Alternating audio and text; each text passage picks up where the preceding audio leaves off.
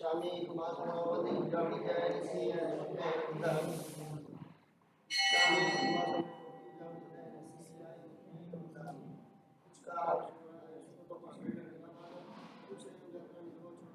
स्वामी शास्त्री जी देख स्वामी माधवावती ब्राह्मणी जय श्री राम हाँ स्वामी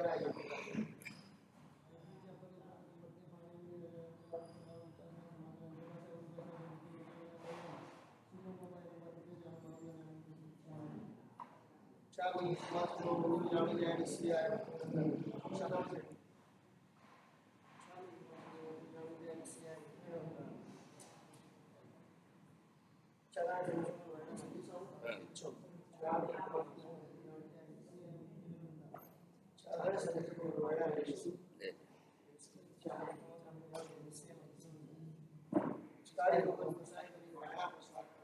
नमो हरिहंताणं नमः सिद्धाणं नमो हरियाणं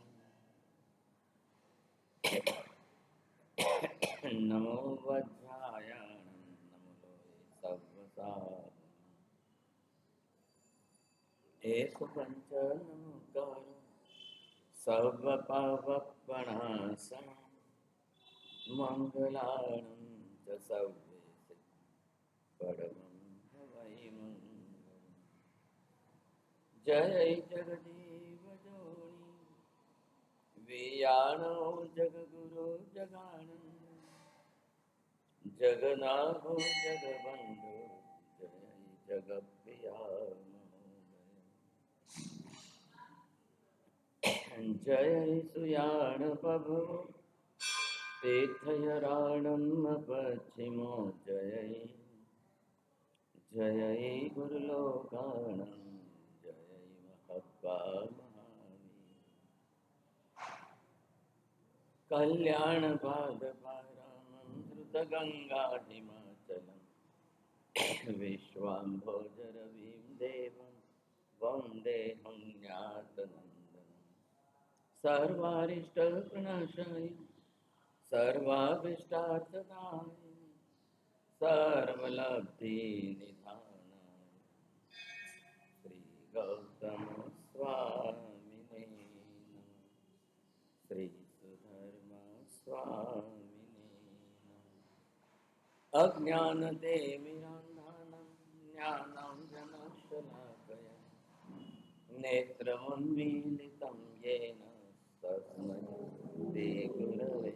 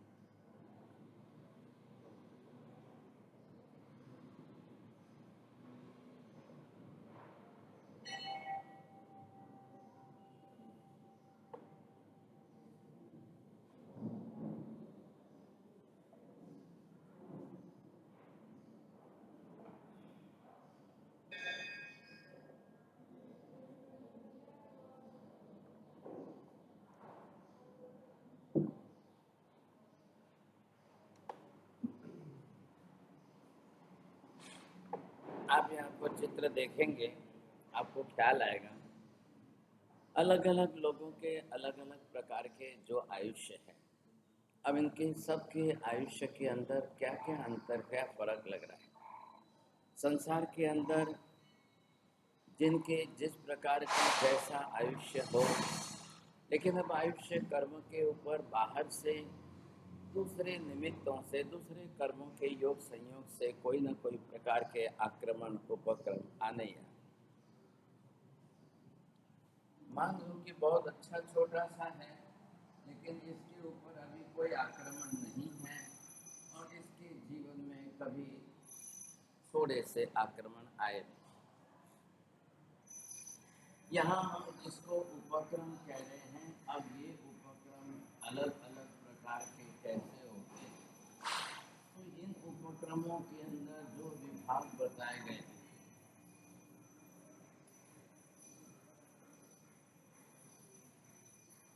उपक्रम भी अलग अलग तरीके से जात जात के होते हैं। अब जिस तरह से आप देखेंगे यहाँ पर इसको भी है। अब उपक्रम इसके जीवन में भी आ तो रहे हैं, लेकिन इसका पुण्य थोड़ा सा। उपक्रम आने का प्रमाण अगर ज़्यादा हो और पुण्य का प्रमाण कम हो, तब परिस्थिति क्या होगी। नंबर एक, उपक्रम जो है वो प्लस में ज़्यादा है, लेकिन सामने जो है आपका पुण्य वो जो है वो इतना माइनस में कम है। नंबर दो, उपक्रम प्लस में ज़्यादा होते हुए भी पुण्य भी ज़्यादा अंदर सामने है। पुण्य का प्रमाण देखने की कोशिश करिए। नंबर तीन, उपक्रम नहीं है, बहुत कम है, लेकिन पुण्य का प्रमाण प्लस में काफ़ी ज़्यादा है। नंबर चार आप देखेंगे, उपक्रम भी कम ही है और पुण्य भी कम है। अब यहाँ पर उपक्रम से सीधा तात्पर्य किसका है? Other types of accident and attacks. आयुष्य अलग वस्तु है, उपक्रम अलग वस्तु। आयुष्य किसी का छोटा है, किसी का बड़ा है, किसी का ज़्यादा है, किसी का पुण्य आधा थोड़ा सा है, किसी के पुण्य का एक लेयर है, किसी के पुण्य के लेयर भी काफ़ी ज़्यादा अलग अलग। ऐसे जीवों में उपक्रम आएगा या नहीं आएगा? अशाता वेदनीय कर्म, मोहनीय कर्म, स्वभाव का, क्लेश कसाय का, कई कारण हैं, कई निमित्त। स्वाभाविक है क्लेश कसाय आदि की वृत्ति ज़्यादा रहेगी तो उपक्रम भी ज़्यादा आएगा। लेकिन पुण्य सामने सुरक्षा के लिए है कि नहीं? ये पुण्य कौन सा दिख रहा है आपको? सुरक्षा कवच, जेने तमे घणी वखत पूजनों राखड़ी बांधो छो, रक्षा पोटली बांधो। अब ये रक्षा पोटली आपकी रक्षा के लिए, किसकी रक्षा, किससे रक्षा, ये पहले तात्पर्य वैसे स्पष्ट कर लेना चाहिए। रक्षा शरीर की करनी है, रक्षा आत्मा की करनी है, रक्षा आयुष्य की करनी है, रक्षा पुण्य की करनी है। किसकी रक्षा करनी है आप? अब किससे करनी है? तो उपक्रम से। आघात प्रत्याघात के नियम, ऐसे ऐसे आघात प्रत्याघात के नियम आएंगे, जो भी बनेंगे वो तो बनने हैं। ये कुछ उपक्रम भी ऐसे हैं, ये उपक्रम दोनों प्रकार के होते हैं। अब ये एक तो जो है आपके कर्म के उदय के हो, और दूसरे जो है वो नेचुरल कैलामिटीज के किसी भी प्रकार के हो सकते हैं। आपका कर्म कारणीभूत न भी हो तो भी ऐसे उपक्रम सामने आ सकते। What type of natural calamities? It may happen just like the flood and famine and earthquake and heavy rains and whatever type. आप क्या कर सकोगे? अचानक फ्लड आ गया, अचानक ऐसा फैमिन आ गया, अचानक हैवी रेन्स हो गई, अचानक अर्थक्वेक हो गई, अचानक एकदम आग फैल गई। There are so many reasons about, बहुत कारण हैं, अनेक कारण। सवाल उन कारणों का नहीं है। जब आपके सामने उपक्रम ज्यादा प्रमाण में है और आपका पुण्य बहुत कम होगा, तब मुश्किल होता है। कई लोग आप देखते हो, एक बार एयर क्रैश होता है, कुछ भी होता है, कुछ लोग बचते हैं, कुछ लोग चले जाते हैं, कुछ लोगों को आघात होता है, कुछ लोगों को कुछ भी नहीं होता है। किसी किसी को थोड़ी सी खरोच आ गई, गाड़ी चल गई, लेकिन किसी के सीवियर अटैक हो जाता है, तब आपको कहना पड़ता है कि शायद 1-2 दिन निकाल सके तो मुश्किल है। ऐसे कई प्रकार के निमित्त बनते हैं। अब उन सब प्रकार के निमित्तों में उपक्रम काफी ज्यादा जरूर है। आपका पुण्य देखिए बस।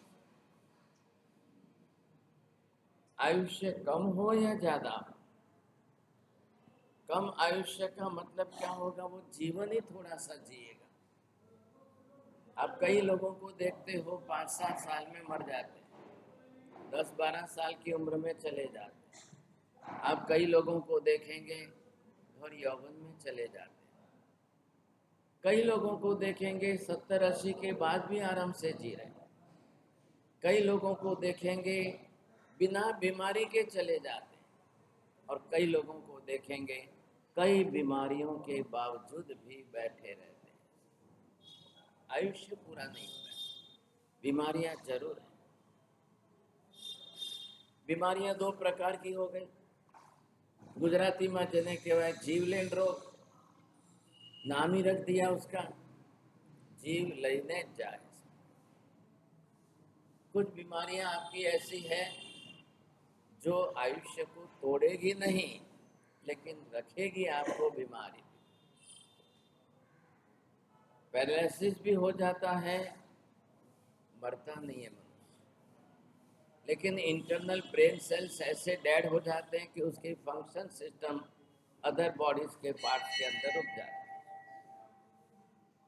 आपने कोमा में गए हुए लोगों को देखा होगा। पैडर रोड के ऊपर 16 बरस तक एक व्यक्ति कोमा में बना रहा। अब घर वाले, रिश्ते वाले, सगे संबंधी आपकी सेवा करे, ये भी आपका प्लस पॉइंट में पुण्य है कि नहीं है? अब कोई आपकी सेवा ना करे तब आपका क्या होगा? सबको चाहिए कि हाँ साहब, मेरे पीछे कोई मेरी सेवा करने वाला तो हो। कल मेरे हाथ पैर नहीं चले तब क्या होगा? कल मेरा शरीर साथ नहीं देगा तब क्या होगा? अब आज के कलयुग के अंदर तो ये और भी कम होता जा रहा है। पिछले कई वर्षों पहले के कलयुग के अंदर धर्म ने लोगों के अंदर सेवा भावना, परोपकार भावना, वैयावच के भाव भरे थे। विष्णु स्थानक के नियमों में ऐसा भी लिखा गया है, 16वां पद जिन पद, जिसको वैयावच पद कहा गया है। 2 नाम है, वैयावच पद भी है, जिन पद। आप वैयावच करके भी तीर्थंकर नाम कर्म उपार्जन कर सकते हो, इतना बड़ा फल है। लेकिन आप देखेंगे संसार के अंदर वैयावच करना बहुत कठिन काम है, अच्छे नहीं कर पाते। हर किसी को देखोगे, किसी व्यक्ति में वैयावच करने की भावना कूट कर भरी रहती है, और किसी व्यक्ति के अंदर वैयावच करने के कोई भाव नहीं। હું ક્યાં બેની આંખ પાછળ આખો દિવસ જે છે, મારે પણ મારું જોવાનું કે નહીં, હું કોઈ આખો દિવસ એમનું જ કર્યા કરું? बहुत मुश्किल। पुणे के अंदर एक माँ बाप ने अपने मेंटली रिटार्डेड बेटे की 54 साल तक सेवा की। अब आप भी समझ सकते हो, the child absolutely 100% which is mentally retarded, वो अपना कुछ भी नहीं कर सकता। उसके सामने रोटी रख दो, थाली भर के रखो तो खा भी नहीं सकता, उसको भी बैठकर खिलाने वाला चीज। अब पुण्य कहाँ तक रहा? अब ये सबसे ज्यादा काम माँ के सिवाय कौन कर सकता है? और हुआ ऐसा कि 20-30 बरस में माँ मर गई। कितना बड़ा कठिन काम हो गया, मुश्किल हो गया। सब लोगों ने सोच लिया भाई अब माँ मर गई है तो अब ये कोई ज्यादा नहीं जिएगा, लेकिन बाप ने सेवा की, दो भाइयों ने सेवा की। अब ये पुण्य है कि नहीं है? 20 साल की उम्र में माँ मर जाने के बाद दूसरे 34 साल तक बाप ने और भाइयों ने सेवा करके 54 बरस की उम्र तक उसको जिंदा रखा। नहीं तो शक्यता नहीं। आज भी दुनिया में आप देख रहे हो, it is a huge and big query in against the science. What is the reason for the mentally retarded person? क्यों ऐसे मति मंद क्यों जन्म रहे? And in the comparative study of the 100-year backs and today, 100 साल पहले की मात्रा और आज की मात्रा में मेंटली रिटार्डेड बच्चों की संख्या 30 गुनी ज्यादा बढ़ी। क्यों इतनी ज्यादा बढ़ी? भाई वो भी तो 100 साल पहले की शताब्दियों का काल भी था। बच्चे तो जन्मते ही थे दुनिया में, हमेशा ही जन्मते थे, लेकिन उस समय में मेंटली रिटार्डनेस के परसेंटेज 10% थे, वो आज 30% हो गए। क्या अचानक लोगों का कर्म बढ़ गया? Science is absolutely fail in this subject. विज्ञान ने साफ कह दिया, we can't find out any reason, we can't diagnose it and we can't treat it. न तो हम निदान कर सकते हैं, न कारण ढूंढ सकते हैं, और न इसकी कोई चिकित्सा हो सकती। जैन धर्म ने तो साफ कह दिया कि भारी ज्ञानावर्णीय दर्शनावर्णीय कर्म के उदय से ही मेंटली रिटार्डनेस आती है। Now it depends according to the percentage. ज्ञानावर्णीय दर्शनावर्णीय आपके 30% ज्यादा है, 50% ज्यादा है, तो बच्चे के अंदर भी 30% 50% का रिजल्ट। अगर आपके कर्मों की मात्रा 70% है तो सामने रिजल्ट 70%। लेकिन अगर कर्म का उदय 100% है तो वो 100% मेंटली रिटार्ड बनेगा। अब वो कुछ नहीं कर पाए।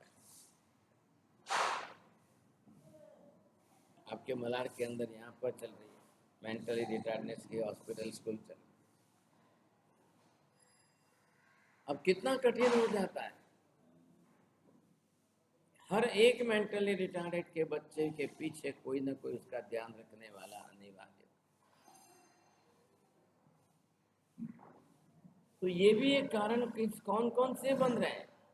अब इन कारणों के अंदर नेचुरल कैलामिटीज में आप कुछ भी नहीं कर सकते हो। अब रही आपके कर्म के उदय के कारण। अब ऐसे में आपका उपक्रम जो है वो प्लस पॉइंट में ज्यादा हो, लेकिन पुण्य भी अगर इतना ज्यादा प्रबल है तो कुछ नहीं है, फिर कोई चिंता करने की जरूरत नहीं। 12.5 बरस में महावीर स्वामी के सामने ऐसे उपक्रम पूर्व कर्म के उदय के भी आए, बिना कर्म के भी आए। संगम मारने आया तब एक रात के अंदर 20 उपसर्ग हुए, वो सभी उपक्रम। और वो तो कैसे उपक्रम है कि आयुष्य को तोड़ने वाले उपक्रम। हमारे जैसे कोई होते तो वहां जिंदे बच भी नहीं सकते थे, संभावना नहीं। महावीर कैसे थे? निरुपक्रम आयुष्य वाले थे। हमारे ध्यान में एक तो उपक्रम कितने भी आ जाए तो पुण्य इतना प्रबल है कि आयुष्य कभी टूटने वाला नहीं। किसी भी तीर्थंकर भगवान का आयुष्य उनके जीवन काल में कभी टूटा नहीं, और कभी आयुष्य घटा भी नहीं, पहले पूरा हुआ ही। अब ये 63 शलाका पुरुषों के लिए हो सकता है, बाकी सबके लिए नियम नहीं है। अब बाकी सभी हम जो है वो सोपक्रम आयुष्य वाले ही हैं। अटैक आना या एक्सीडेंट के निमित्त आना, लेकिन अब आपको इसमें अगर पुण्य प्लस पॉइंट में ज्यादा है, जरूर बचा ले। पुण्य बचाता है, सुरक्षा करके बचाता है। अब ये सबसे तीसरे नंबर का सबसे ज्यादा अच्छा है। उपक्रम बहुत कम है, लेकिन पुण्य प्लस में ज्यादा है। कई लोगों के जीवन में देखिए आप, पूरा जीवन जीते हुए सब एक बार भी हॉस्पिटल का मुंह नहीं देखा है, एक बार भी डॉक्टर का मुंह नहीं देखा है, एक बार भी जो है कोई गोली लेने की नौबत ही नहीं आई। ये है आपके प्लस पॉइंट का पुण्य का उदय प्रबल। और कोई उपक्रम ना हो जीवन के अंदर, तो ये किससे होता है? थोड़ा ध्यान से सांभल। जिस जीव ने जितनी ज्यादा जीव दया की है, जीव रक्षा की है, जैना पाली है, उसके लिए उतने ही उपक्रम कम हो जाते हैं, पुण्य एक्सेस बढ़ जाता है। अब एक्सेस में अगर इतना प्रबल पुण्य आपके सामने प्रकट हो जाए, बढ़ जाए, और आपके लिए उपक्रमों की संख्या बिल्कुल ही घट जाए, उसके लिए बहुत अच्छी बात। कई लोगों को आप देखेंगे छोटे बचपन से उपक्रम के कई निमित्त खड़े हो जाते। बच्चा ऊपर से ही नीचे गिर गया, कहीं क्या हो गया, कहीं क्या हो गया, कहीं कैसे निमित्त आ गए, कहीं कैसे नहीं। छोटे बचपन से ही ऐसे उपक्रम के निमित्त बढ़ते गए हो, ऐसे भी दुनिया में हो। क्या करें? अब इन निमित्तों से लेकर के किस किस प्रकार के उपक्रमों से बचना है, कैसे कैसे उपक्रमों से बचना है, पता। पुण्य बचा ले, प्रबल पुण्य होना चाहिए। अब इसमें क्या है, थोड़ा सा पुण्य, बस इतना आपको लग रहा है। इसमें पुण्य का लेयर है तो सही, लेकिन सिंगल लेयर। हमने जैसे घूंघट निकाला हो, और एक फोल्ड का घूंघट हो, 2 फोल्ड का हो, 3 फोल्ड का हो, 4 फोल्ड का हो, पूजा करो तेरे मुखवास बांधो तेरे 8 પડનું મુખવાસ તમને કીધું। 8 પડનું મુખવાસ હોય તો સમજી લેવું કે તમારી સહેજ પણ એકે પરમાણુ ભગવાનની પ્રતિમાને સ્પર્શ પણ નહીં કરે।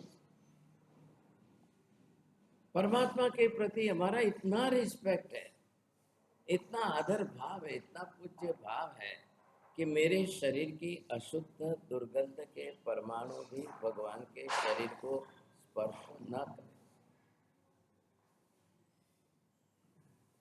ये आपका जो पूज्य भाव अंदर पड़ा हुआ है, उसका ये विवेक है, और कुछ नहीं। सामान्य विवेक है।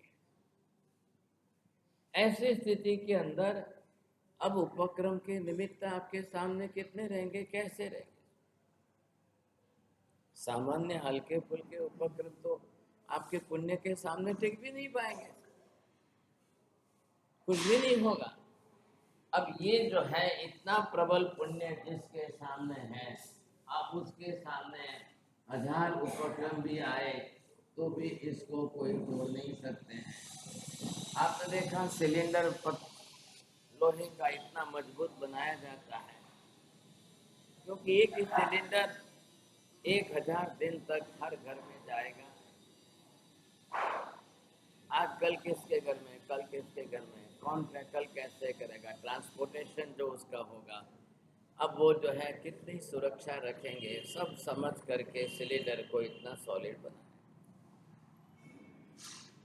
अब ये लोग पतरे का छोड़ करके फाइबर बनाना जा रहे हैं, अब वो कितना सक्सेस होगा, बहुत मुश्किल। और जब भी विस्फोट होगा तो एक एक्सप्लोसिव तो हो ही गया। कहीं पर भी बस कार ट्रक में आप भिड़ंत देखते हो तो उसके अंदर एक्सप्लोसिव अगर साथ में, तो एक प्रकार का सिलेंडर एक बॉम्ब बन गया। यही परिस्थिति होने वाली है। अब ऐसी स्थिति के अंदर इनको तो 5वें नंबर वाले को तो चाहे 50 उपक्रम आ जाए कुछ नहीं। एक तो पुण्य प्रबल है और आयुष्य सॉलिड है, तो आयुष्य बीच में टूटने के भी चांस नहीं है। आप सुरक्षित चले जाए, सुरक्षित पूरा करें। पुण्य इसके 4थे नंबर वाले के पास है, लेकिन लेयर ही कम है। क्यों कम है लेयर? उस जीव ने अपने जीवन काल में पुण्य उपार्जन नहीं किया, कम किया। औरा जिसको आप बोल रहे हो, औरा का लेयर जितना बोल रहे हो, वो आपके पुण्य का ही उदय है। अब आज के जमाने में किरलियन फोटोग्राफी के अंदर आपके ऑरा को भी पकड़ा जाता है, उसमें भी देखा जाता है ड्यू टू व्हाट रीजन, ख्याल है कि नहीं। डायग्नोस्टिक सिस्टम के अंदर ऑरा के किरलियन फोटोग्राफी लाए के भी चलो इसमें से देख करके तलाश है किस ऑरा से ये रोगग्रस्त है। Nowadays in the medical science they want to do the forecast for the any type of disease in future. अब 10 साल के बाद भी आपको हार्ट अटैक आएगा कि नहीं आएगा, ये भविष्यवाणियां आज मेडिकल साइंस में की जा रही है।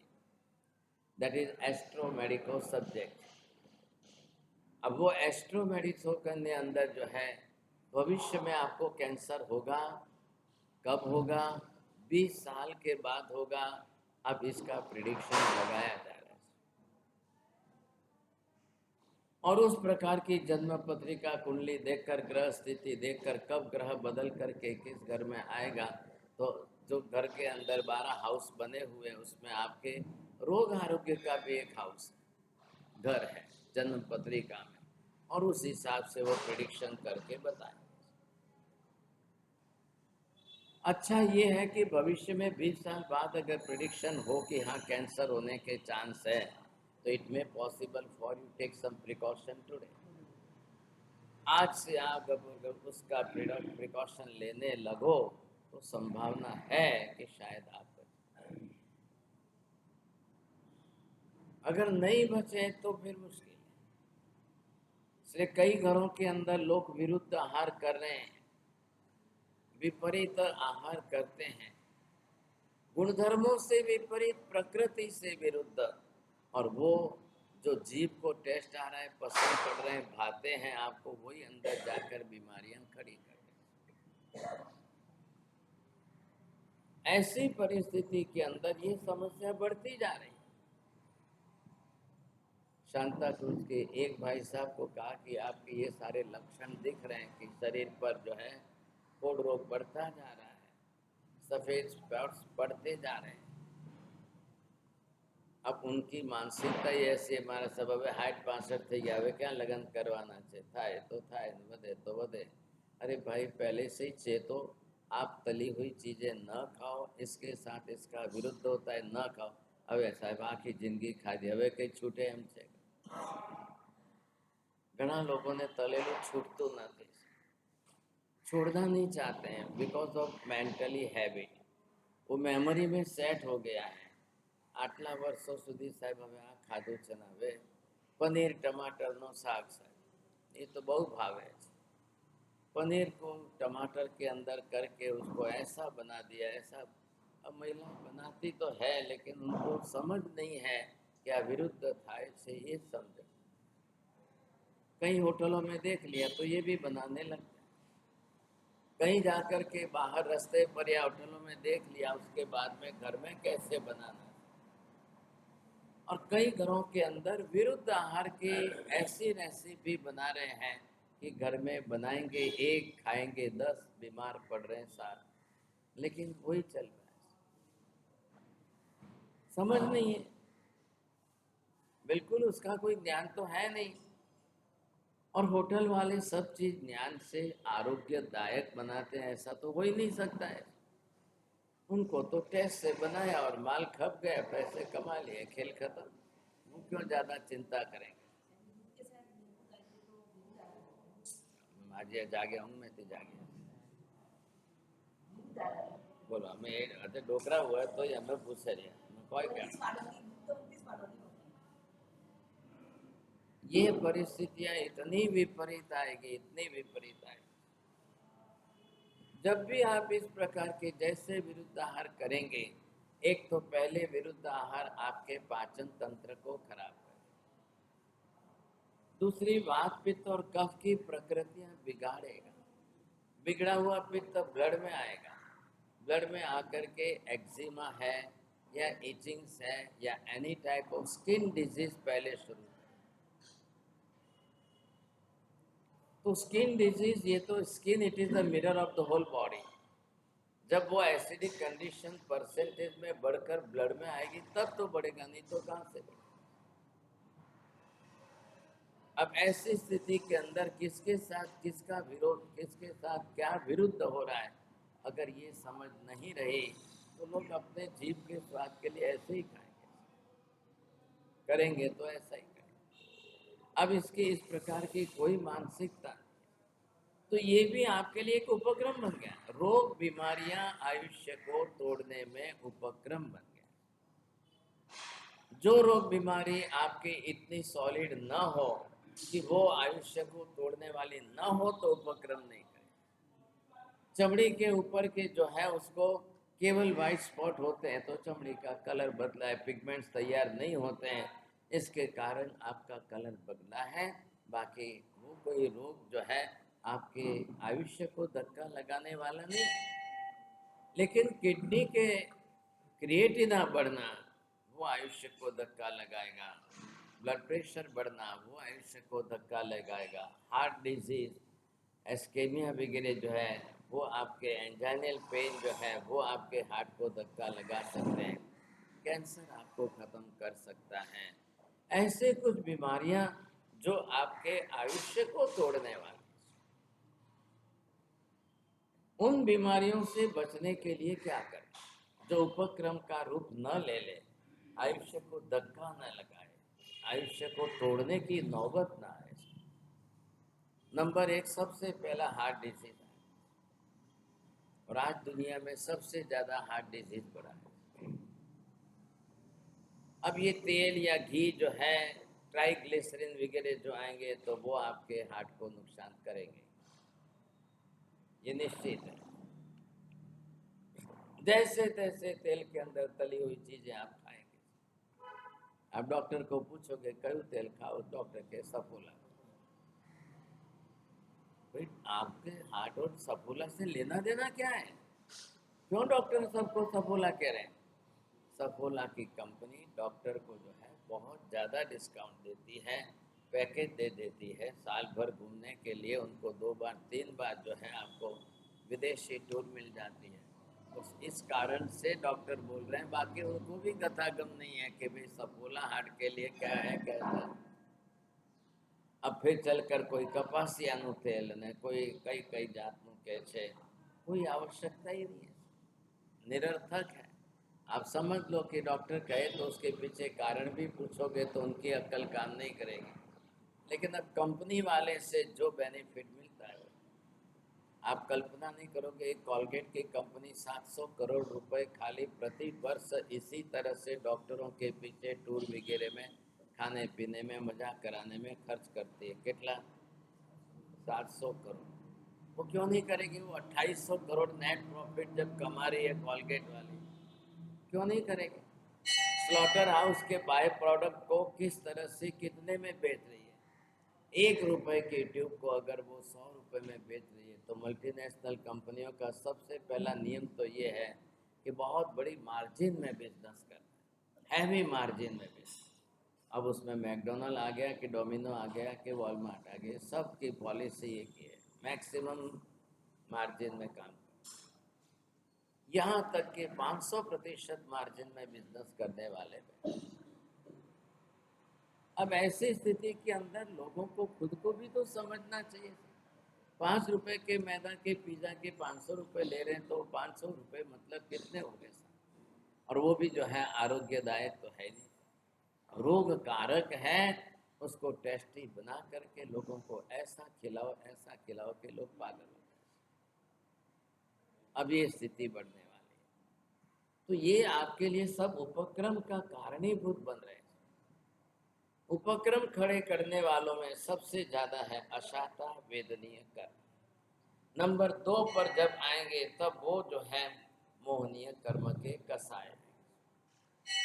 अब ये इसके अंदर आपने जितने निमित्त देखे हैं, इन निमित्तों के अंदर जैसे टायर में पंक्चर हो जाता है, ठीक वैसे ही अगर इसमें पंक्चर हो गया साहब, अब इतना सा थोड़ा सा पंक्चर हो गया तो सारे आयुष्य के परमाणु बिखर जाए। है तो कार्बन वर्गना के पुद्गल परमाणु है क्या? तो ये आपको जो है यहाँ से बिखर गए, अब वो निकल गए, आपका आयुष्य समाप्त। बस इस पूरे के अंदर आपको यहाँ इतना सा छेद है कि एक आयुष्य वो आपके श्वास के जरिए निकलते जाए, वो आपके आयुष्य का फल भोग है। डॉक्टर ने सिरिंज कितनी भी बड़ी रखी होगी, निरल कितनी बारीक छोटी सी रखेंगे कि एक सिर का बाल ही उसमें से पसार हो सके, तो पानी सबसे पतला है, वो धीरे से कैसे निकल जाए। वैसे आयुष्य कर्म के अंदर प्रति क्षण जो कार्बन वर्गना के पुद्गल परमाणु दलित के रूप में प्रकट होकर के निकलते हैं, ये आयुष्य कर्म। अब ये निरंतर उदय में रहता है सब जीवों के लिए। बाकी दूसरा ज्ञानावर्णीय दर्शनावर्णीय अंतराय निरंतर उदय में रहे या न रहे, आयुष्य आपका निरंतर सतत अखंड धारा में उदय में रहे, इसको रहना ही रहना। ऐसी स्थिति के अंदर जो निरंतर आयुष्य चल रहा है, सतत आयुष्य चल रहा है, अब आप उसको बीच में कोई बाधा पहुंचा करके रोक दे, तभी जा करके समस्या। अब ऐसे आयुष्य को रोकना कैसे, और रोके कैसे रोके? आप ज्यादा से ज्यादा क्या कर सकते हो? ज्यादा से ज्यादा कुंभक कर सकते। कुंभक करते समय 10 सेकंड 15 सेकंड कोई आयुष्य को रोक सके तो रोक, लेकिन उसके बाद तो नहीं रोक।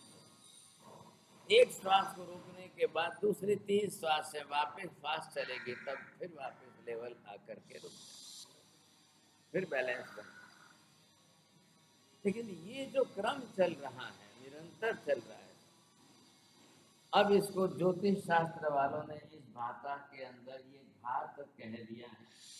अब ऐसा घात आ जाए, समझे, आयुष्य जीवन भर तक निरंतर चलेगा। ये आपका आयुष्य 100 साल तक जो है निरंतर चलना है, लेकिन पुण्य आपका निरंतर अखंड धारा में रहेगा कि नहीं रहेगा? इधर देखिए, पुण्य पहले 20 से 30 के गाले में पुण्य का उच्छा उदय प्लस में था, लेकिन यहाँ 50 तक 20 बरस तक कोई पुण्य आपका साथ नहीं दे रहा था, नहीं। फिर 50 से 60 70 तक फिर आपका प्लस पॉइंट में पुण्य ज्यादा आया, फिर उसने साथ दिया। लेकिन कई बार अब 70 के बाद जो है, अब आपका पुण्य फिर वापस साथ नहीं दे रहा। जे मानस गई काले जैसे प्राइम मिनिस्टर तरीके हता, अच्छी सत्ता के ऊपर थे साहब, सब कुछ अच्छा था, लेकिन सत्ता से उतरने के बाद अब कोई पूछता ही नहीं, कोई पूछने को तैयार। मुरारजी देसाई अपने बेटे कांति के साथ जो है बिल्कुल क्रॉस में चल रहे थे, मालूम होता। ये निष्ठावादी थे मुरारजी देसाई के, नहीं, एक पैसे का भ्रष्टाचार होना नहीं चाहिए।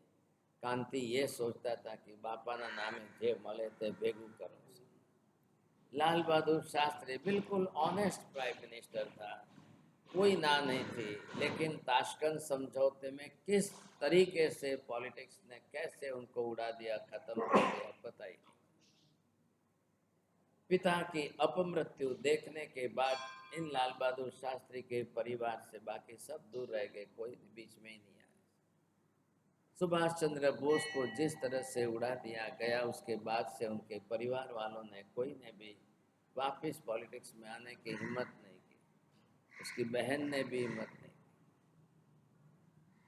आप ये मत समझिए कि सभी जो है एक कोई घर का एक पॉलिटिक्स में गया तो बाकी के सब आ जाएंगे, ऐसा नहीं। अब जिस तरीके से जो चले, आयुष्य को निरंतर अखंड धारा में कांस्टेंट चलना है।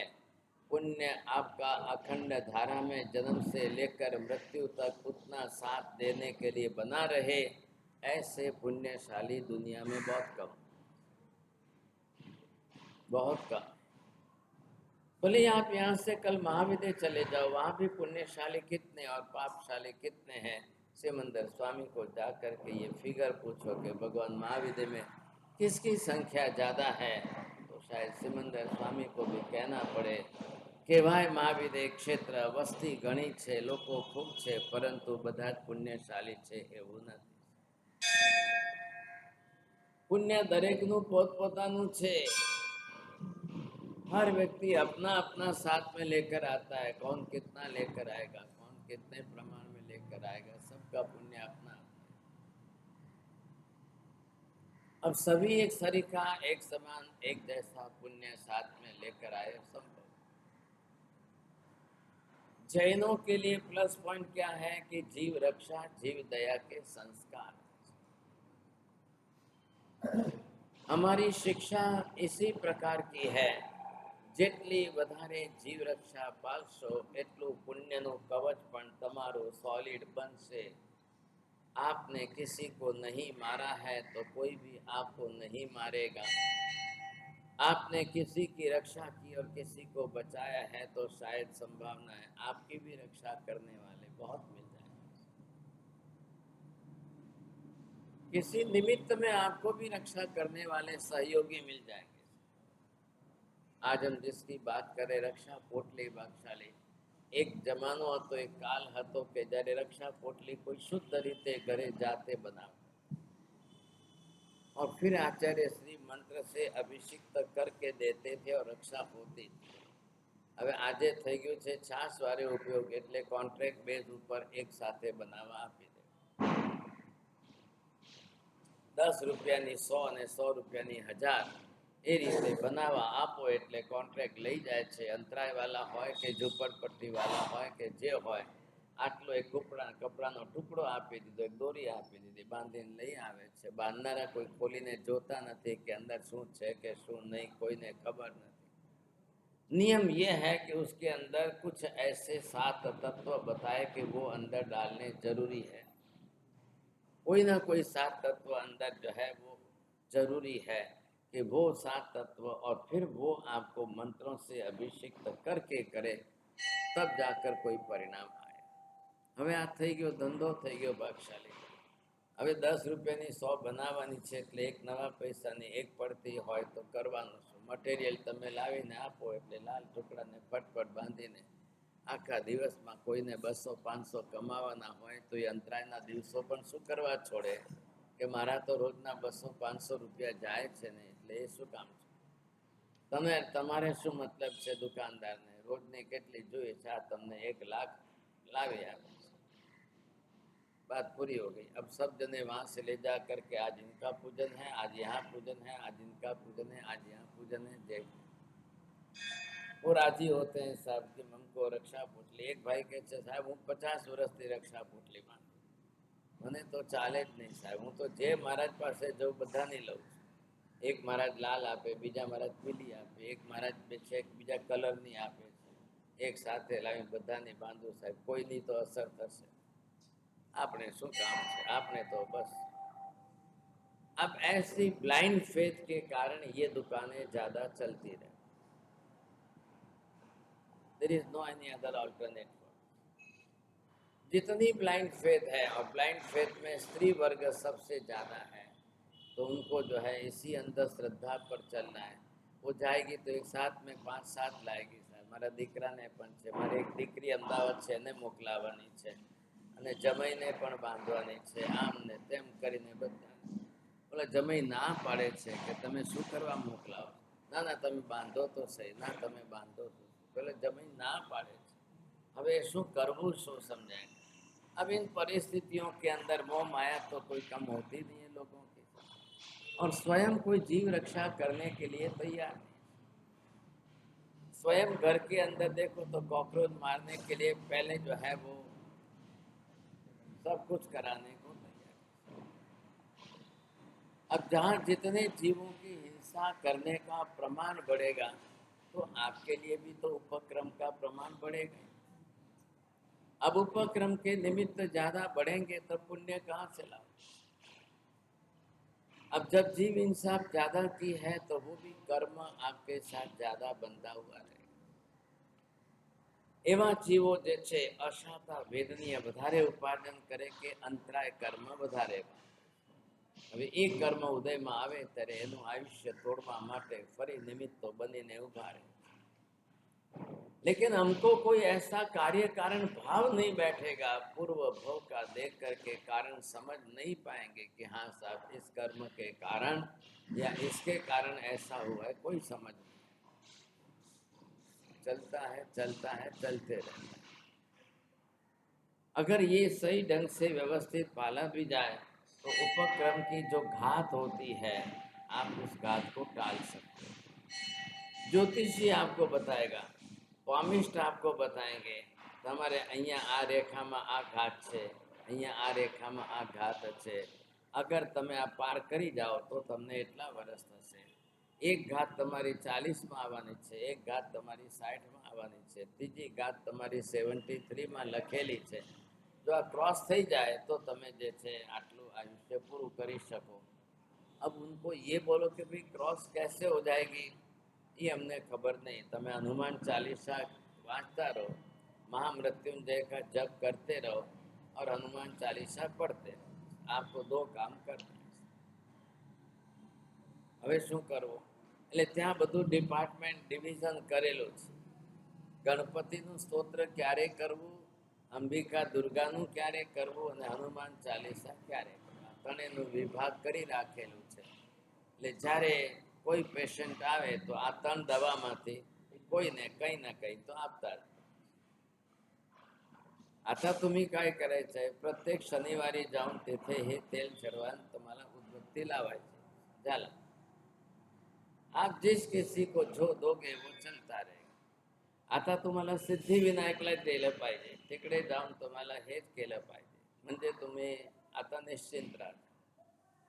गणपति को बिल्कुल विघ्न निवारक के लिए एक सिंबॉलिक बनाकर फिक्स कर दिया है। गणपति आपका सब विघ्न दूर करेंगे, आपत्ति संकट टालने वाले गणपति। आता ज्यांना संकट नाही, विघ्न काही नाही, त्यांनी जाहीर हनुमान कडे जाए।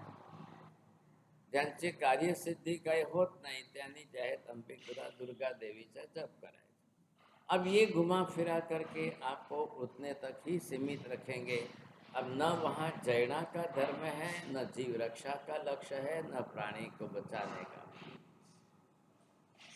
हनुमान चालीसा पढ़ने वाले बहुत चले गए, गम गणपति करने वाले बहुत चले गए, क्या लायक गणपति को बिठाने वाले भी चले गए, वो जाकर गणपति को डुबो देते हैं, वो भी चले गए।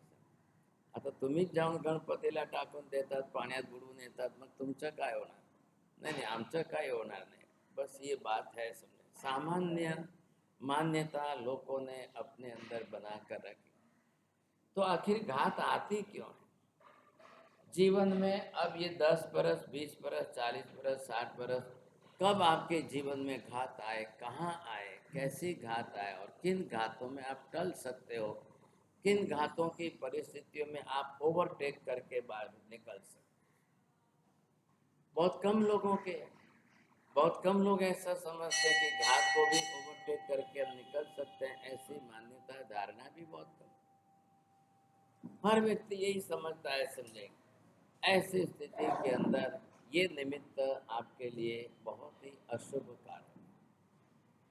पहले नंबर 1 पर तो बंद के समय आयुष्य सॉलिड बांधना। दूसरे नंबर पर आयुष्य सॉलिड होने के बावजूद भी उसको अपनी तरह से पुण्य प्रबल उपार्जन करना है। वो पुण्य भी किस रास्ते होगा? दूसरे जीवों को बचाने के निमित्त से ही पुण्य आपका होगा। आप किसी को बचाएंगे, किसी को मरते हुए बचाएंगे, किसी का टूटता आयुष्य बचाएंगे, तब जाकर कहीं ना कहीं कोई रास्ता निकलेगा। और वो स्टॉक में आपके साथ, आपके स्टॉक में जमा होना चाहिए, नहीं तो फिर आपके साथ जुड़ा हुआ। अब ये कर्म का चक्र भी है, वो भी समझ लीजिए। जितना ज्यादा कर्म शास्त्र का अभ्यास करते जाएंगे, ब्लाइंड फेथ आपकी घटती जाएगी। कर्म सिद्धांत के अंदर the causal relation, the cause and effect का बरोबर संबंध बैठाया गया। इस प्रकार की कर्म प्रकृति के उद्देश्य से ऐसी कर्म प्रवृत्ति बनेगी जीवन, और ऐसी प्रवृत्ति के पीछे जीवों के ऐसी ऐसी कर्म की प्रकृति बनी रहती है। ये बात वहां पर कार्य कारण भाव से समझाई गई, लेकिन बहुत कम लोग जो है कर्म प्रकृति का अभ्यास करते हैं। कर्म शास्त्र का अभ्यास जैन धर्म के अंदर जैन लोग ही करने में 10% नहीं है, जबकि पूरी दुनिया के अंदर जैनों की कर्म थ्योरी हुई एक स्पेशल विशेष प्रकार का कर्म शास्त्र का ज्ञान ऐसा दुनिया में किसी के पास। फिर भी अब उसको मानने, समझने, अभ्यास करने वाले 10% मुश्किल हो गई है। अब आप फिर अगले साल बड़े आचार्य भगवान को विनती करेंगे कि महाराज जी कैसे भी करके कर्म शास्त्र के अंदर हमको बहुत प्रवीण कर दो। अब कोई संभावना बने तो बने। તમે જો પોલિસી વાપરશો કે આપણે કંઈ બોલવું જ નહીં, મહારાજ આવીને જે બોલે એ સાંભળે, આપણે શું કામ છે, એમને જે બોલવું એ બોલે સાંભળી લે। और वो भी वापस जो है स्टडी लेक्चर्स, अभ्यास योग्य प्रवचन। एक प्रवचन तो खाली सुन लिया, काम हो गया। एक प्रवचन के अंदर कोई अभ्यास नहीं किया, સાંભળ્યું ને ગયા, કાલે શું સાંભળ્યું તો એ જ ખબર નથી, તો પછી તમે રોજ આવો, રોજ બેસો, રોજ સાંભળો, રોજ જાઓ। एक प्रवचन उस लेवल का है कि मुझे अभ्यास करना है, कल जो था उससे आगे कैसे बढ़ा, उसके बाद मेरा अभ्यास कितना बढ़ा।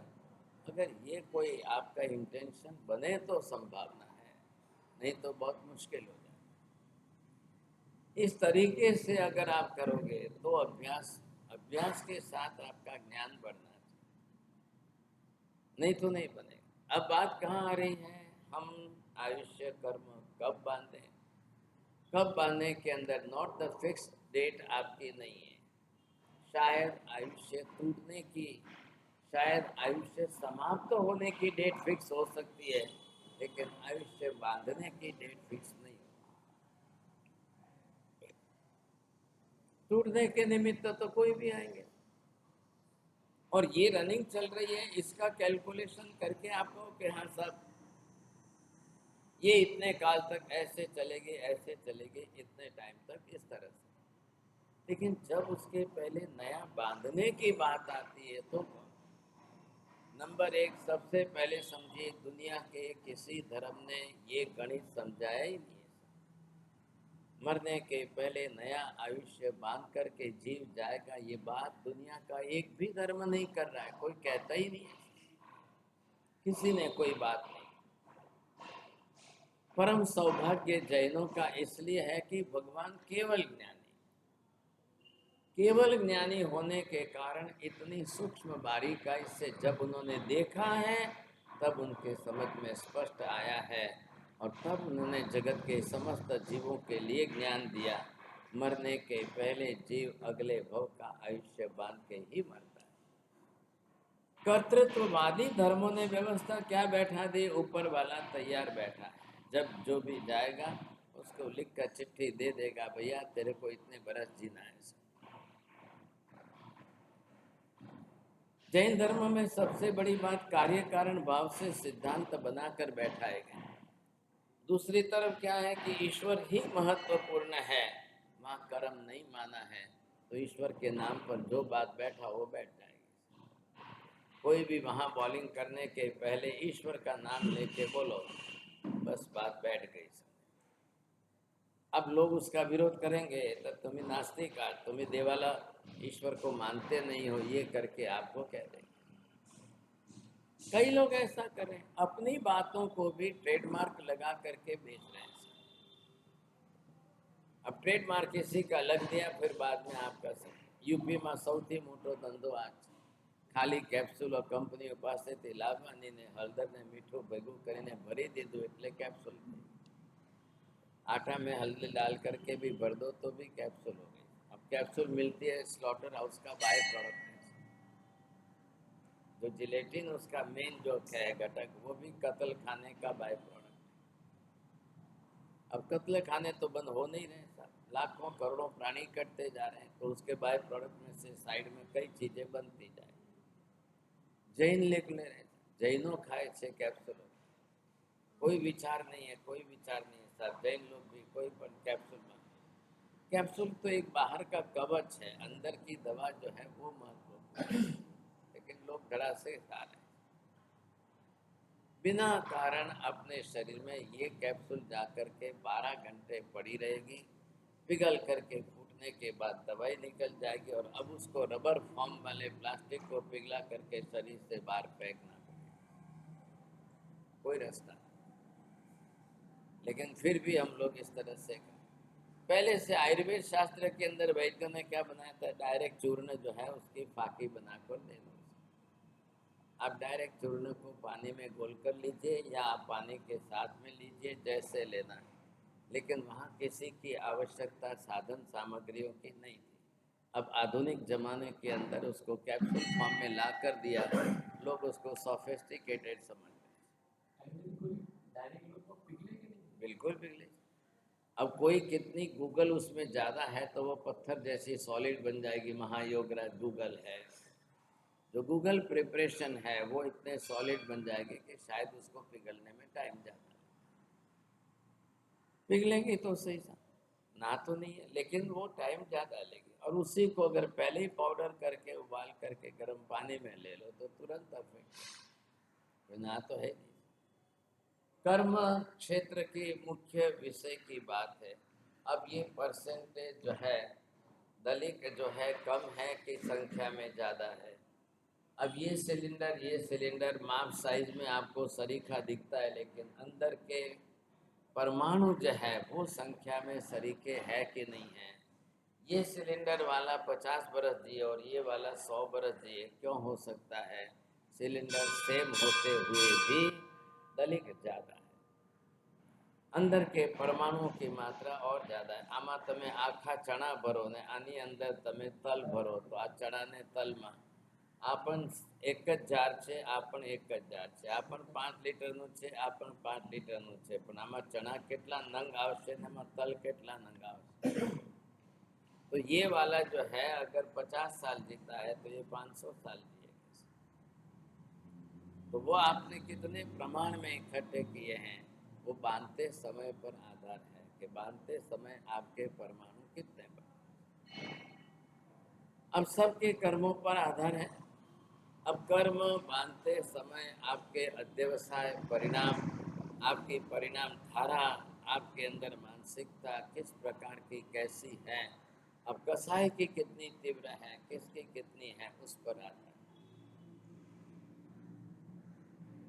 तो ये सबके जीवन में है और सबके जीवन में चल रहा है। न तो हमको ख्याल आ रहा है कि हमको आयुष्य बनने वाला है, आयुष्य कब बंधेगा, क्या होगा तब बनेगा, कुछ भी ख्याल नहीं।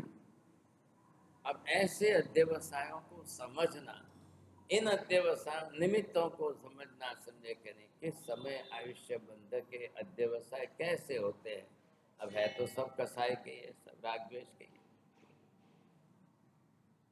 બંધાનારું કર્મ આયુષ્યનું નથી, બંધાનારું કર્મ મોહનીનું છે, એના પરસેન્ટેજમાંથી એને મળે છે, આટલો જ ફરક છે। હવે જે એમાંથી મળી રહ્યું છે એના ભાગે, એટલે દરેક કર્મની અંદર આયુષ્ય સિવાયના બીજા 7 કર્મોમાં મોહનીય કર્મના કસાયની ભાગીદારી કેટલી જાય છે, એના કારણે બધા કર્મો કેવી રીતે બંધાય છે, આટલું સમજવાનું બાકી છે। ફરી કાલે અભ્યાસ આગળ કરીએ।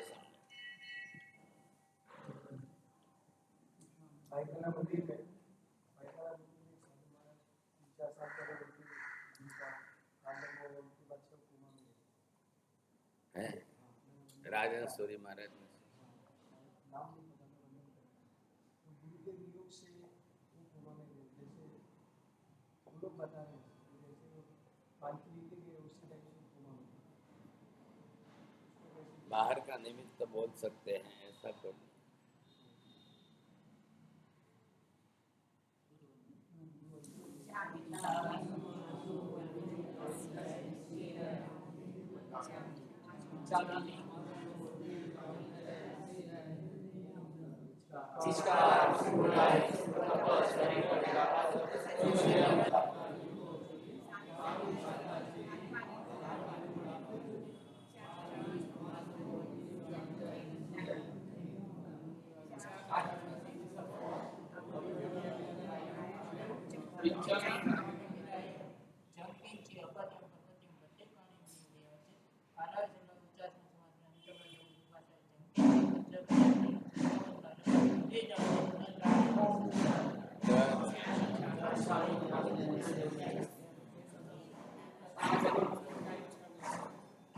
गए दिनोगार से बोर से घाट पर से करेंगे बोर से बचकाए गए सरे जबे प्यार अंतिम प्यार सागर उदान सबस्ता देरम आए बिलम बचका भी गयो सामने वाले के काष्टम व्याष्टम बचकाए देवी प्यार मसम कायम सागर नाउटन सन गुरु ने बैठन सबस्ता देगन मानस लेवनच बहुलेनवा ससितमा सितमा सिरे सर्व मंगल मांगल्यम सर्व कल्याण कारणम प्रधानम सर्वधर्माणां जैनं जयति शासनम्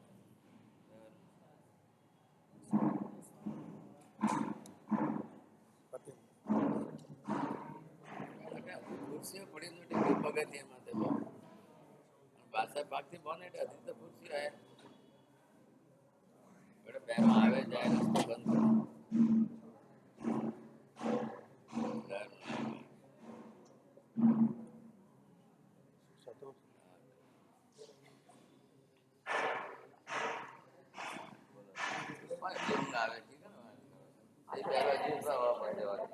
तीन बजे